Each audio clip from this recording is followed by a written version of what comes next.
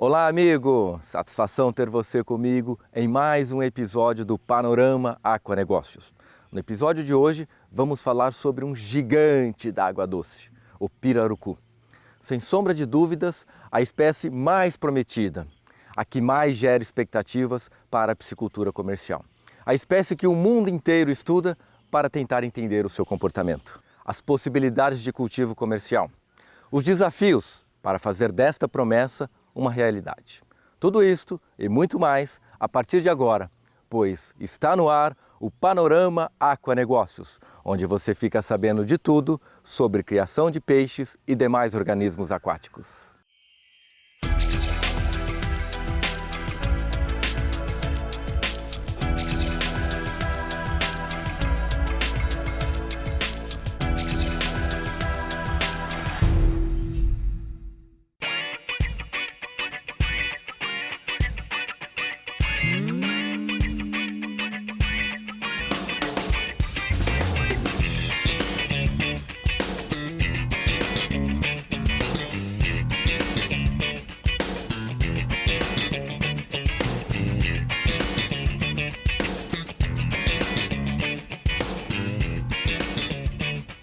Meu amigo, satisfação imensa apresentar a você este gigante aqui. De todas as espécies que eu conheço com algum potencial zootécnico para a aquicultura, esta daqui é a mais fascinante, é a mais desafiadora, é a mais intrigante para se trabalhar. É fato que o lambari é a minha grande paixão como linha de pesquisa. Acontece que no lambari ou nas outras espécies de peixe, as coisas são mais previsíveis. Uma hipótese pré-estabelecida ou é acatada ou rejeitada após a pesquisa. No caso do pirarucu, nem sempre isto acontece. Muitas vezes, uma hipótese acatada em uma pesquisa é rejeitada em outra.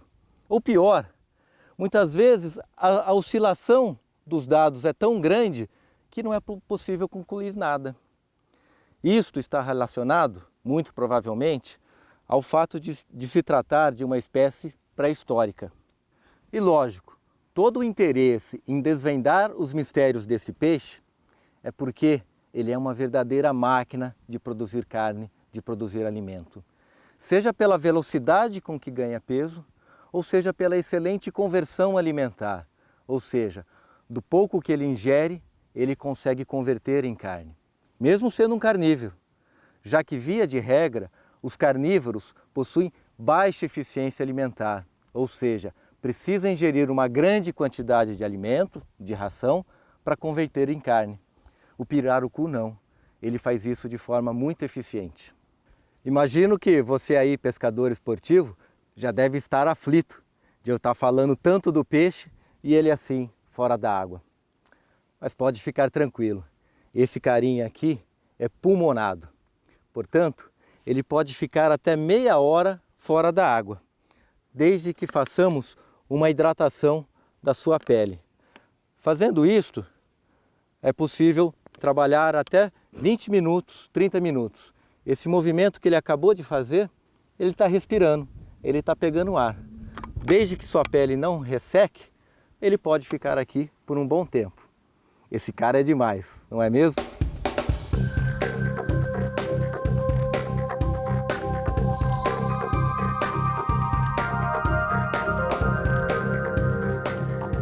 Podemos dizer que a criação comercial do pirarucu hoje no Brasil já é uma realidade.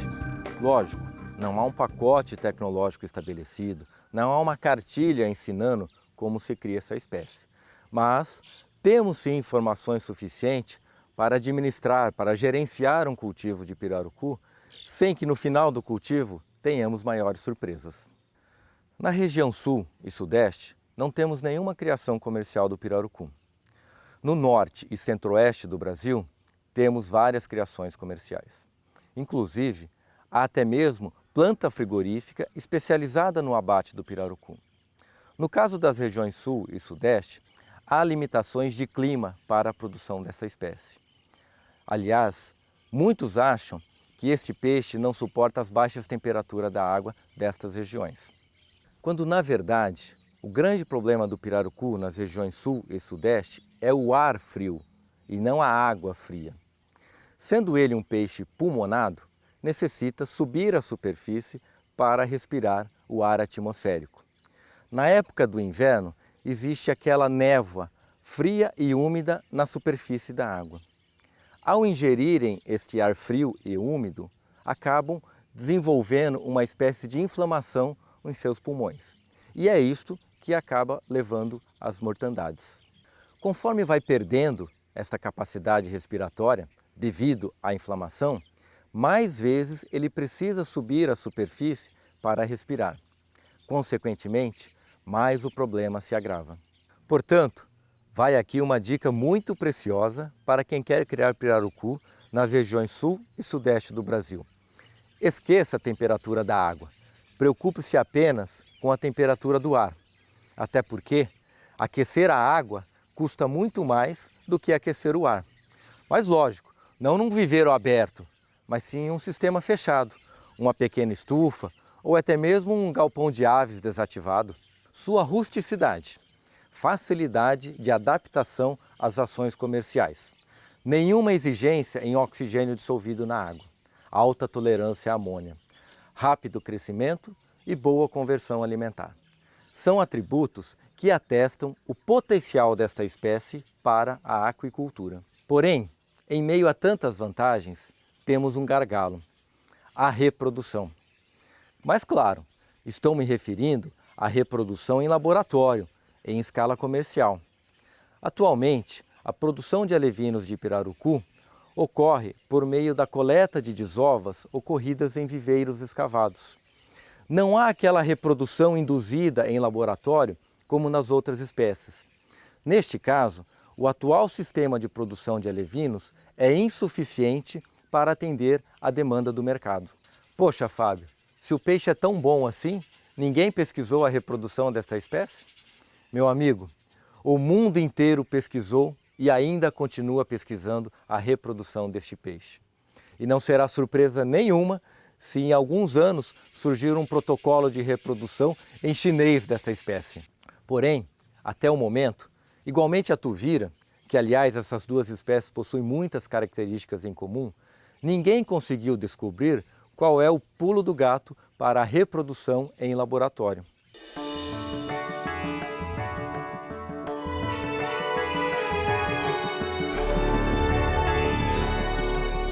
Não disse que o pirarucu é uma espécie fascinante e intrigante?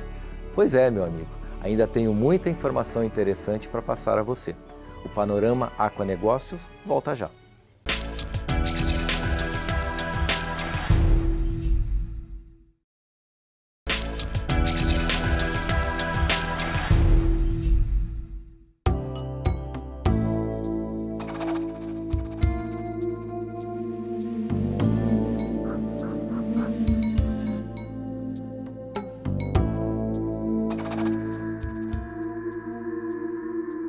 Olha, aqui, o certo de fazer esse manejo com pirarucu, passar a rede para fechar o peixe, o ideal é estar bem protegido. É um tanto imprudente estar fazendo esse manejo sem a devida proteção. É um peixe muito pesado, muito forte. Uma pancada dele machuca, né? Eu tenho aí más lembranças da última vez que eu fiz manejo aqui na Piscicultura Liberdade.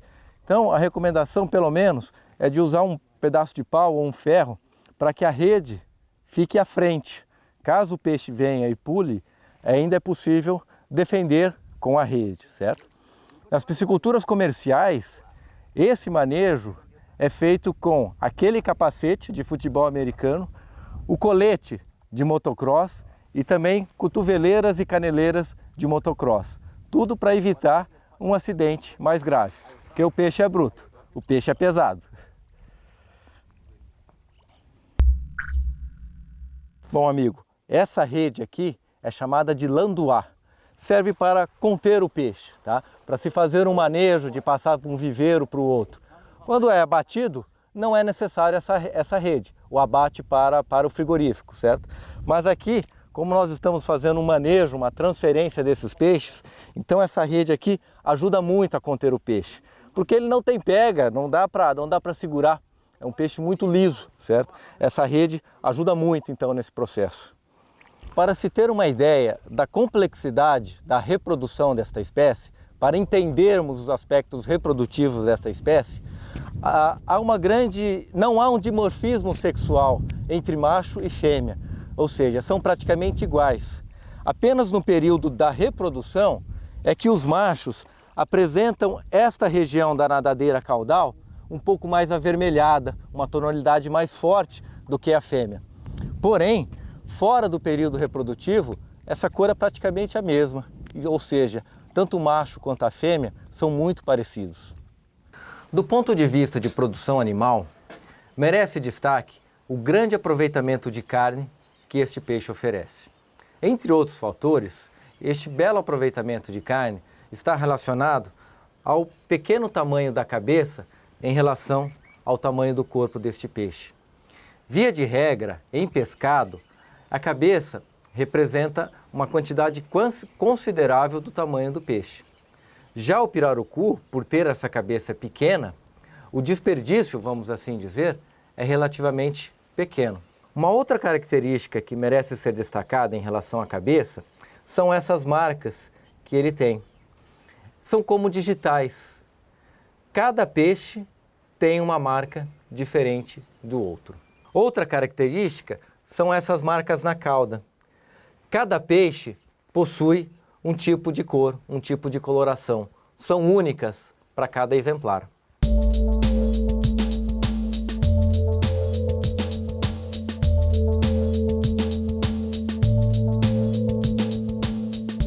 Nós abatemos um exemplar de pirarucu para mostrar algumas características importantes. Não é propósito aqui mostrar todas as etapas de processamento e aproveitamento do peixe, mas sim algumas características. Atualmente, todo o pirarucu cultivado no Brasil é abatido no frigorífico. Este abate leva em consideração as regras internacionais de abate e bem-estar dos animais. O abate em si se dá por meio da sangria. Porém, antes da sangria, é necessário fazer a insensibilização deste peixe, ou seja, o atordoamento deste peixe, o qual é feito por meio de uma concussão cerebral, que nada mais é que uma pancada na cabeça do peixe, de modo a induzi-lo a uma perda momentânea de consciência. Este atordoamento é realizado com o auxílio de uma pistola pneumática. Este processo ocorre logo após a despesca. Logo que o peixe é retirado do viveiro, já é feito o atordoamento e em seguida a sangria, que é o que vai abater o peixe realmente. A sangria se dá por meio de 2 cortes na base da nadadeira caudal. Esta sangria é muito importante não só para o abate do peixe em si, mas também para manter as qualidades da carne deste animal, especialmente relacionada à cor, sabor e tempo de conservação da carne. Resíduos de sangue na carne pode comprometer a qualidade do produto. Agora eu vou apresentar para vocês uma estrutura que é o grande diferencial deste peixe em relação aos demais, que é o que nós chamamos de pulmão rudimentar, que é toda essa estrutura escura junto à espinha dorsal do peixe.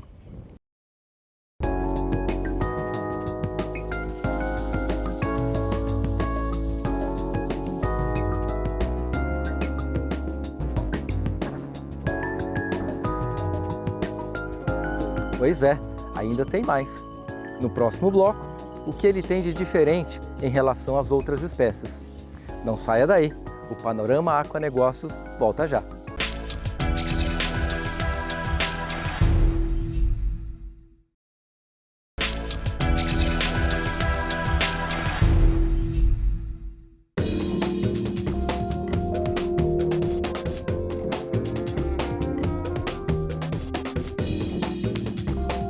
Chega de informação teórica sobre o pirarucu.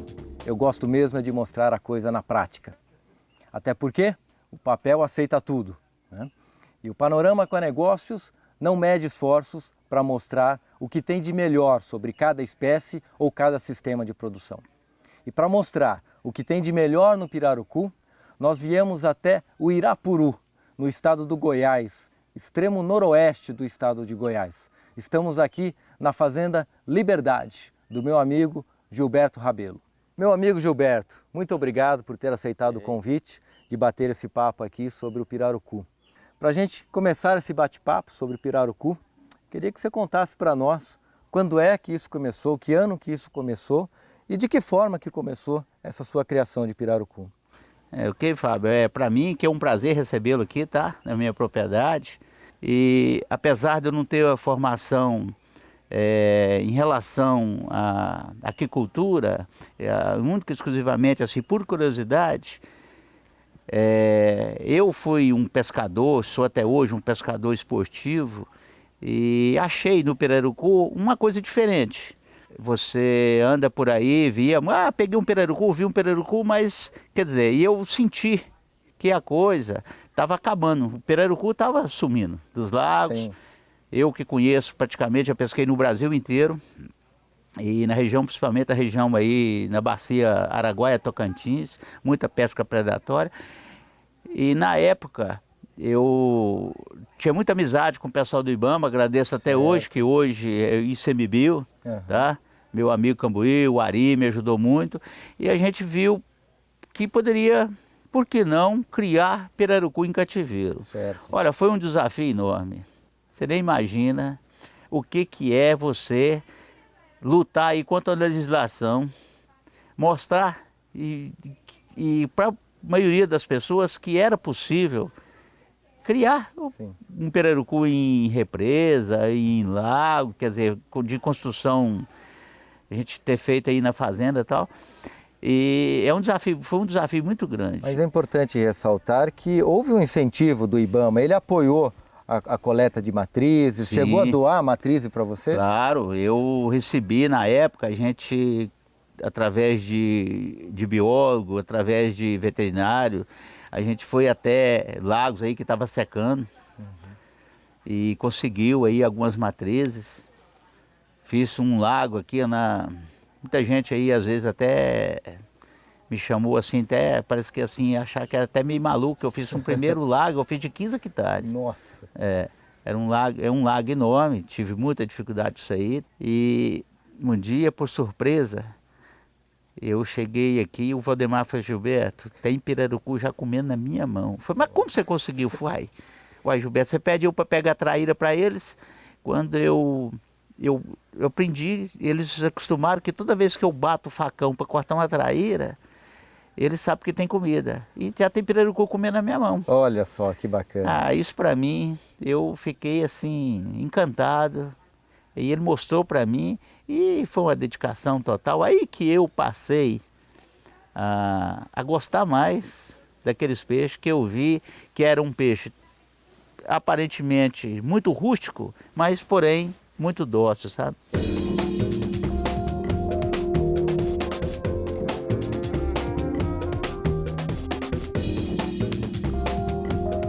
Para tentar entender esse peixe, eu sei que você tem muitas parcerias de pesquisa, né? Com universidades, centros de pesquisa, né? Já atendi o pessoal aqui da Unesp, lá de Botucatu. Federal de São Carlos. A Federal de São Carlos, a Universidade do Mato Grosso, aqui da extensão aqui de Barra do Garça, de Santo Antônio do Evegé. Quer dizer, pesquisadoras que vieram, tal, tentei, eu, com o maior prazer do mundo, tentei ser o útil, o máximo que esse pessoal, tá? E está aberto até hoje. Falando ainda sobre reprodução, vamos falar sobre formação de casais. O pirarucu é monogâmico realmente? Ou seja, formou um casal, é para a vida toda? Ou isso não é bem assim? Graças a Deus, desses peixes nascidos aqui na fazenda, capturado, eu já consegui formar alguns casais. Mas tem uma questão envolvida nisso. Para formar um casal, não basta juntar um macho com uma fêmea, né? Ele tem que aceitar. Tem que aceitar. E olha só, e é uma observação aqui da fazenda, que isso aí é concreto, é coisa, realidade. O peixe, o casal que é formado naturalmente, ele é um casal, talvez tenha essa resposta. Aí seja, talvez, eterno. Tá. Tá? É monogâmico, é para sempre. Para sempre. Quando eles se formam naturalmente, por vontade deles. Naturalmente. Okay. Agora, eu tentei formar casais aqui, tentando descobrir o que era um macho, o que era uma fêmea e tal, e eu já tive sucesso aqui. Eu já tive 3 casais que desovaram. Certo. Agora, só que uma observação. Eu descobri, não sei se foi a questão climática desses últimos 3 anos, que tá meio louco, né, esse mundo, sim, né? Que formaram casais, desovaram, mas não desovaram a contento daquela quantidade que um casal formado naturalmente desovaram, sabe? Mas ainda persisto nessa teoria. Vou tentar formar mais casais. E outra coisa interessante é porque nós conseguimos fazer com que peixe da natureza viesse a comer ração. Isso é muito interessante, isso é muito importante, aliás, do ponto de vista comercial. Exatamente, porque às vezes você não tem aquela abundância, o fornecimento, porque um peixe, um pirarucu adulto aí, ó, de 50 quilos, é sabido que chega a comer 5 quilos de peixe por dia. Tá? Não é pouco. E você tem que ter uma estrutura enorme, você tem que ter laboratório para fazer reprodução, de forrageiro, de algumas espécies aí, para fornecer. Isso não é barato, isso é caro. Feito o casal, esses peixes ficam reservados num viveiro, né? Aí o macho faz o ninho, acontece a desova, a fertilização desses ovos, as larvinhas nascem. E aí é o macho que tem o cuidado parental, é o macho que cuida dos filhotes, né? E faz-se necessário fazer a coleta dessa nuvem para a alimentação desses alevinos em laboratório, para o treinamento deles com a ração comercial, para posteriormente fazer a venda desse peixe. E nesse cuidado parental do macho, é comum de ele apresentar algum comportamento agressivo, né? Você já teve alguma experiência inusitada com esse tipo de comportamento aí do macho? Não, até que esse comportamento assim meio agressivo, nem tanto, sim, tá? Mas que fica um pouco arredio, fica.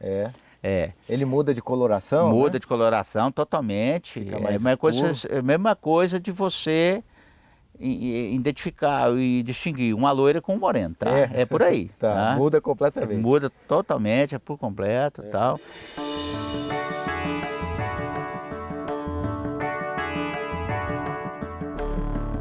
Meu amigo Gilberto, o papo tá bom, mas infelizmente o nosso tempo é curto. Fique sabendo que foram muitos os motivos que me fizeram vir até a sua fazenda, que por sinal se chama Fazenda Liberdade. E realmente é esta a sensação que eu tenho quando eu estou aqui. Eu que agradeço a presença de vocês, tá? Para mim é um prazer. E aí, deu para aprender um pouquinho sobre o nosso gigante de água doce? Espero que sim, pois meu objetivo é difundir conhecimentos e tecnologias sobre o que tem de melhor na aquicultura. Panorama Aquanegócios. Aqui você fica sabendo de tudo sobre criação de peixes e demais organismos aquáticos. E não esqueça, peixe para consumo é peixe cultivado. Peixe nativo é para a subsistência de populações ribeirinhas e pesca esportiva. Até a próxima!